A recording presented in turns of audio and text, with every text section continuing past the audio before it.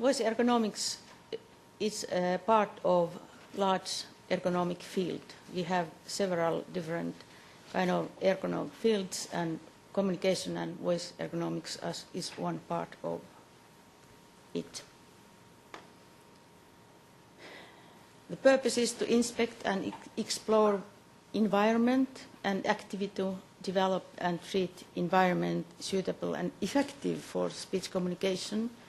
It is based on scientific evidence and it needs multi-professional collaboration. Goal of voice ergonomics is good conditions for effective speech communication, to prevent voice disorders and to decrease handicap due to a voice disorder. Good conditions for speech hearing and to decrease adverse effects of noise.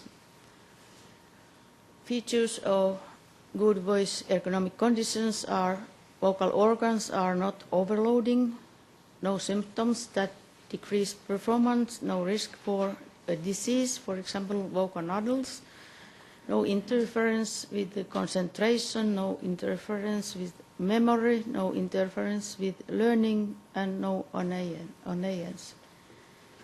And speech perception with high enough for word identification over 80 for children, and speech hearing happens without excess stress. Goals of voice ergonomics is low noise levels and proper acoustics according to the activity, good indoor climate, possibilities for good posture, working culture favoring riskless courses of action. Detrimental effects of noise are, as you know, it interferes with the communication, with speaking, voice production, hearing, cognitive effects, auditory effects, physiological effects, affects sleeping, and has combined effects. And the cognitive effects are effects on learning, language learning, attention, memory, performance, and motivation. This is my dissertation some years ago. Speech perception in noise. There was a group of normal hearing adults and a group with small, very mild hearing loss, a dip at 4 kilohertz, and a group with a dip over 1 kilohertz, sloping, flat, and conductive hearing losses. And let's have a look at these quiet conditions.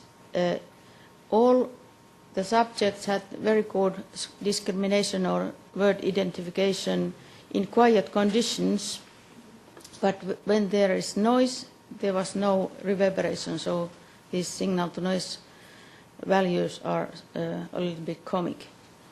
And when there is noise, normal hearing subjects still receive very well words, but those who are hearing loss have very much difficulties, or actually they can communicate, because if you identify only half of the words, you cannot communicate with each other.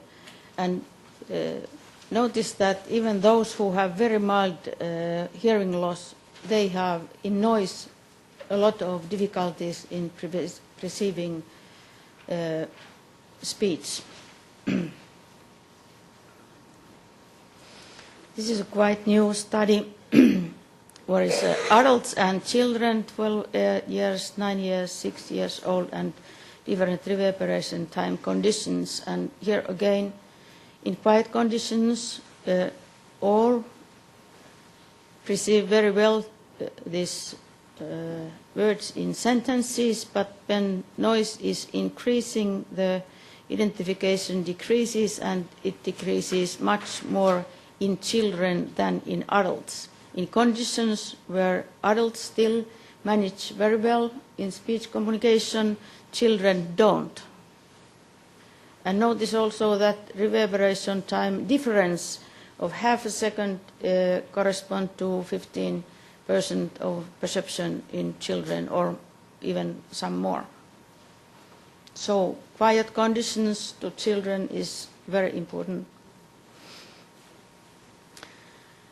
Speaking in noise, as Maria told us, forces to increase the voice. This means that subglottic pressure increases. It means that biomechanical forces increase and risk for tissue damages increases. Indoor air quality, pure indoor air quality affects mucous membranes when the air is dry or dusty. It dries mucous membranes, and if there are toxic substances, they cause inflammation, and this increases stiffness of the mucous membranes, and it needs increase to subglottic pressure, biomechanical forces increases, and risk for tissue damages increases. Working posture increase muscle tension, biomechanical forces increase, risk for tissue damage increases. And poor working postures also prevent barrier-free muscle function. Working culture means excess voice use, very often need to raise the voice due to long speaking distances, speaking in noise, or lack of possibilities to rest.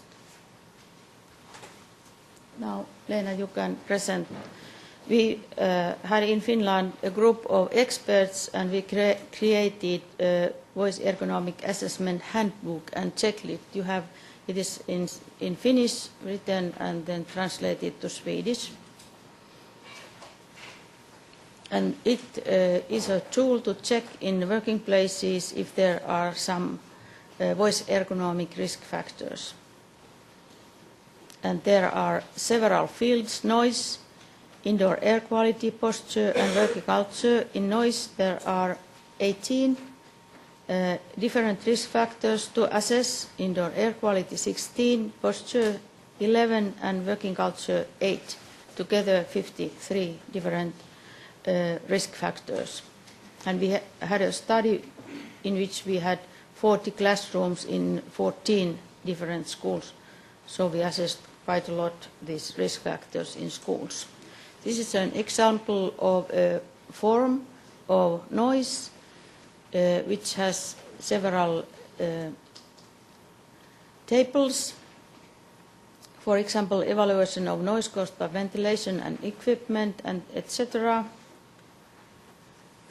And then there is, in one form, there are several questions, and for example, is the ventilation noise clearly audible? Here it is very clearly audible. Are there other noisy equipments? I don't know. This is very quiet. This data projector and etc. And if a tick comes to the right side row, it means that it is something wrong in the environment. It means the voice ergonomic risk. And in the forms there are also instructions how to make this evaluation, and then there is criteria, what is good and what is bad, what is the risk, and then there are the recommendations.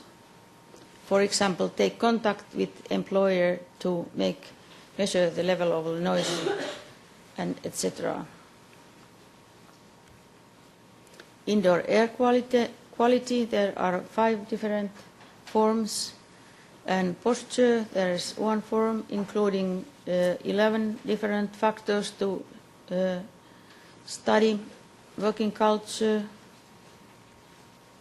aids, if the sound amplifier is needed or if there is a hands-free needed when using telephone a lot.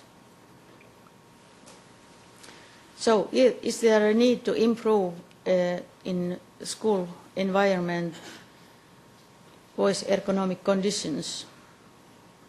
We made this study in 14 schools and in 40 classrooms and found that in working culture 52% of the factors that were assessed were risk, and in indoor air quality 44 of the different factors were at risk, in working postures 33, noise and reverberation 32, and stress 30%. So it means that in school environment, at least in Finland, there are a lot of voice ergonomic risk factors. Also, we measured the noise levels, reverberation types, acoustics, speech transmission indexes, etc., and found that the noise levels were high and acoustics was poor. How to eliminate the risk factors? It means that we have to plan and build work environment and teaching and learning environment according to good voice ergonomic standard. And to perform voice ergonomic assessment in work environment at regular intervals, we recommend 5 years. It needs to do something. We need a standard for a good voice ergonomic environment. This again needs some knowledge about what are the criteria for a good voice ergonomics,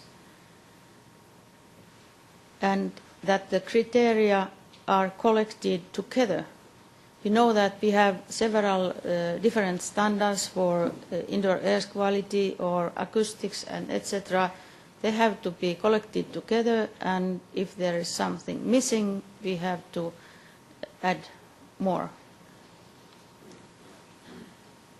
information. And also it needs information and schooling different professions. There are, I think, at least at the moment, this noise and acoustics, indoor air quality, working posture and working culture that must be included in such standard. And of course it's a multi-professional work. How people in future will choose their working places, they choose them according how well the environment is, for example.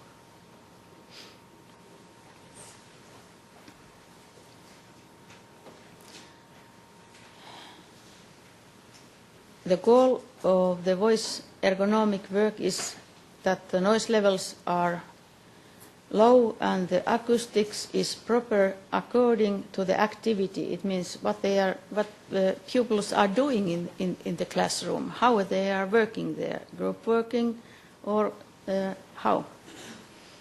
Good indoor air quality, possibilities for good posture, working culture favoring riskless causes of action. Example, noise levels caused by ventilation and equipment should not exceed 33 or 28 dBA. Noise from outside of the room, acoustics reverberation, for example, reverberation times 0.4 or 0.6 for usual classroom, and SDE values 0.80 or higher. Activity noise is not allowed to be, for example, over 65 dBA while talking or working. Indoor air quality, room temperature, no dust, fresh air, and ventilation volume should be according to the size of the room or number of people attending or working in the room. Relative humidity,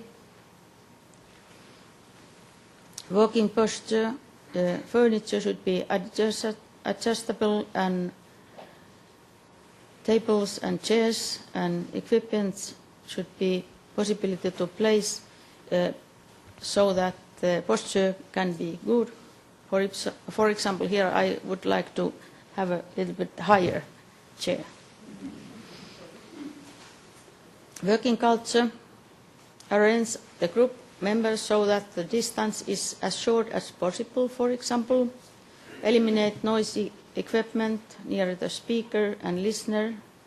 Have a voice rest, for example, 5 minutes per 1 hour talkings. Watch stress level and make acts to decrease it. monitor activity noise level. For example, activity noise level is not allowed to exceed 65 dBA when talking.